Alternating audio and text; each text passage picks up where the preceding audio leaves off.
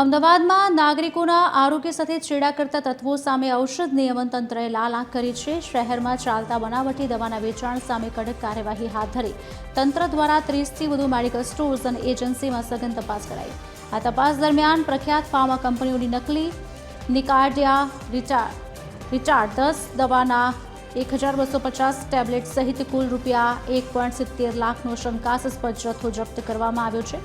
આરોગ્ય મંત્રી પ્રફુલ પાનસેરિયાએ જણાવ્યું કે ડ્રગ્સ વિભાગને ફાર્મા કંપનીઓની નકલી દવાનું વેચાણ થતું હોવાની બાતમી મળતા આ રેડ કરવામાં આવી, જેમાં આશરે ₹70 લાખ જેટલો નકલી દવાનો જથ્થો સીઝ કરાયો છે।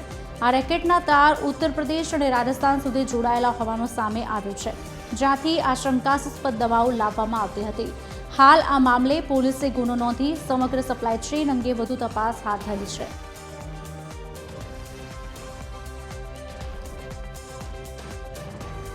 કંપનીની સ્ટાન્ડર્ડ દવાઓનું ડુપ્લિકેટ દવાનું વેચાણ થતું હતું। એ દવા જ્યારે અહીંયા ગુજરાતના નિકાર્ડિયા